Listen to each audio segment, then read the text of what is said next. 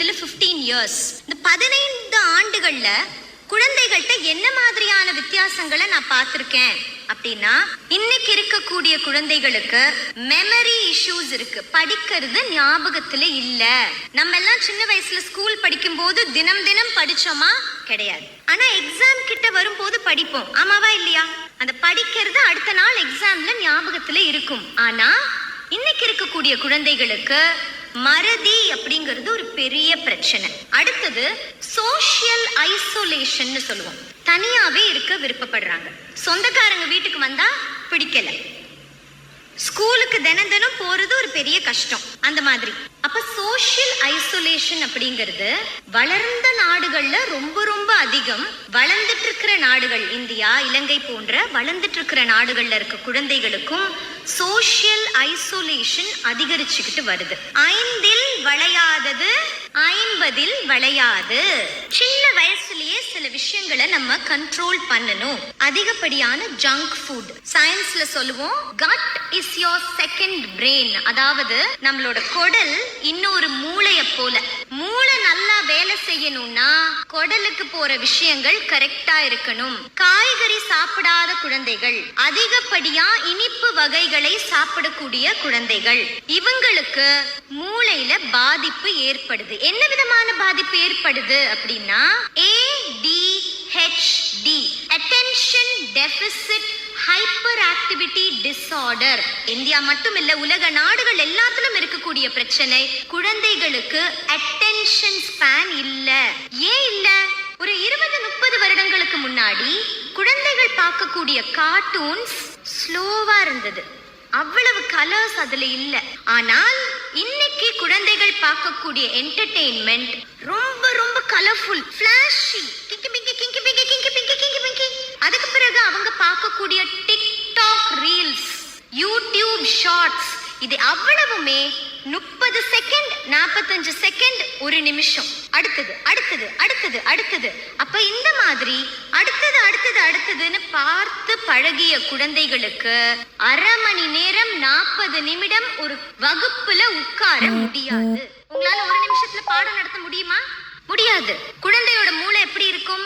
வீட்டுல வந்து வீடியோவா பார்த்துட்டு இருக்க பிள்ளைங்க, போனே வச்சுக்கிட்டு, டிவியவே வச்சுக்கிட்டு விளையாடவே போறது இல்ல மிஸ், அவங்க எந்த நேரம் போன்லயே தான் இருக்கிறாங்க அப்படின்னு சொல்ற பேரண்ட்ஸ் எத்தனையோ பேர் இருக்கிறாங்க. அப்படி இருக்கிற பிள்ளைகளுக்கு வகுப்புல நீங்க பாடம் எடுக்கும் போது ஓம்னு சொல்லவும் தலையாட்ட முடியாது, பண்ண மாட்டாங்க, அப்படியே உட்கார்ந்து பார்ப்பாங்க. உண்மையா சொல்லணும்னா ஜெஃப்னால இந்த ப்ராப்ளம்ஸ் குறைவு. வரும் முன் காப்போம்.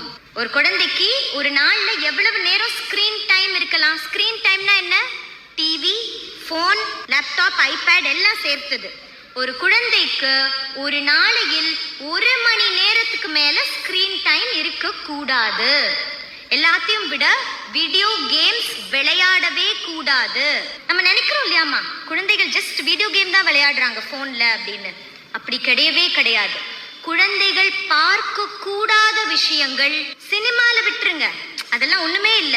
அவங்களோட விளையாட்டு ஆன்லைன் கேம்ஸ்ல நிறைய இருக்கு, நிறைய இருக்கு. நான் பார்த்த ஒரு இன்சிடென்ட் சொல்றேன்.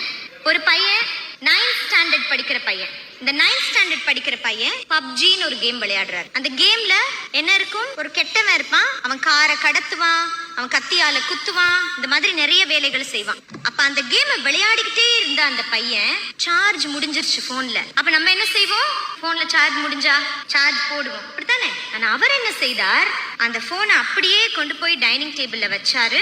அந்த கேம்ல அவர் ஒரு கத்திய வச்சு எல்லாத்தையும் குத்திட்டு இருந்திருக்காரு. அந்த கேம்ல இருந்து அவரோட மூளை வெளியிலேயே வரல. போனை கொண்டு போய் டைனிங் டேபிள்ல வச்சாரு. டைனிங் டேபிள்ல இருந்த கத்தி எடுத்தாரு. அவங்க அம்மாவை போய் குத்திட்டாரு. அவங்க அம்மா இறந்து போனாங்க. இது கேரளால நடந்த ஒரு இன்சிடென்ட். வீடியோ கேம்ஸ் நம்ம நினைக்கிற மாதிரி கிடையாது. ஒரு கேமுக்கு ஒரு குழந்தையை எந்த இடத்துல ஜெயிக்க விடணும், எந்த இடத்துல தோக்க விடணும், என்ன செய்தால் இந்த கேம் அடிக்ஷனா மாறும்னு இந்த கேமிங் கம்பெனிஸ்க்கு தெரியும். Very large companies, multi-million dollar companies. காலையில 8 மணிக்கு அந்த குழந்தை விளையாண்டா எப்படி விளையாடுறான், ராத்திரி 8 மணிக்கு விளையாண்டா எப்படி விளையாடுறான், கேமுக்கு தெரியும். இப்ப நீங்க என்னோட செமினார் அட்டென்ட் பண்ணிட்டீங்கல்ல, இப்ப நீங்க வீட்டுக்கு போய் மேடம் சொல்லிட்டா நீ கேம் விளையாடக்கூடாது தம்பி, 1 மணி நேரம் தான் குறைக்கணும் அப்படின்னு சொல்லிட்டீங்கன்னா தம்பி சொல்லுவார், ஓகேமா 5 மணில இருந்து 5:30 மணி வரைக்கும் தான் இனி விளையாடுவேன்னு சொல்லுவார். அந்த 5 மணி to 5:30 மணி தான் விளையாடுறாருங்கிறதையும் அந்த கேம் நோட் பண்ணிட்டே வரும். டெய்லி வேணா 5 மணிக்கு விளையாடுறான், 5:30 மணிக்கு கட் பண்ணிடுறான். சரியா ஒரு 10வது நாள் கரெக்டா 5:25க்கு அவருக்கு ஒரு வெப்பனை கொடுக்கும், அவருக்கு ஒரு ஸ்பெஷல் பவரை கொடுக்கும். அப்ப அவர் என்ன செய்வார்? அம்மா ப்ளீஸ்மா, இந்த பவருக்கு தான் நான் ஆசைப்பட்டேன், ப்ளீஸ் ப்ளீஸ் ஒரு 15 மினிட்ஸ் 20 மினிட்ஸ் விளையாடுறேம்மா, ப்ளீஸ் ப்ளீஸ் ப்ளீஸ். பிள்ளைகளால கவனிக்க முடியல, பிள்ளைகளுக்கு சரியா தூக்கம் வரல, பிஹேவியரல் இஷ்யூஸ், அம்மா அப்பாவை மதிக்கிறது இல்ல, டீச்சர்ஸ் மதிக்கிறது இல்ல. இந்த மாதிரியான பிரச்சனைகள் ரொம்ப ரொம்ப அதிகம். சுகர்ஸ் அதிகமா சாப்பிடுற குழந்தைகள், டோனட்ஸ், சாக்லேட்ஸ், பேக்கெட் சிப்ஸ் இதெல்லாம் சாப்பிடுற குழந்தைகளுக்கு அட்டென்ஷன் ஸ்பேன், மெமரி பவர் குறையும். அதிகமா அவங்க ரொம்ப ஆக்டிவா இருப்பாங்க, ஹைப்பர் ஆக்டிவா இருப்பாங்க. நம்மளால அவங்கள ஹேண்டில் பண்ண முடியாது. ஆஸ் டீச்சர்ஸ், ஒரு டீச்சரோட வேலை குழந்தைக்கு மட்டும் பாடம் எடுக்கிறது இல்ல, குழந்தைய வளர்க்குற அம்மா அப்பாக்கும் சேர்த்து பாடம் எடுக்கிறது தான். பேரண்ட்ஸும் டீச்சர்ஸும் சேர்ந்துதான் குழந்தைகளை வளர்க்க முடியும். இந்த டியூஷனுக்கு போட்டுட்டேன், டியூஷனுக்கு காசு கட்டிட்டு அவர் எப்படியோ படிச்சாகணும் அப்படின்னு சொல்லிட்டு சண்டே மட்டும் ஒரு நாள் 6 மணி நேரம் டிவி பார்த்தா இந்த குழந்தையால படிக்க முடியாது. குழந்தைய குறை சொல்லி பிரயோஜனம் கிடையாது. ஐ அம் an activist. என்ன பொறுத்தவரை குழந்தைகள் தவறுகள் செய்வது கிடையாது.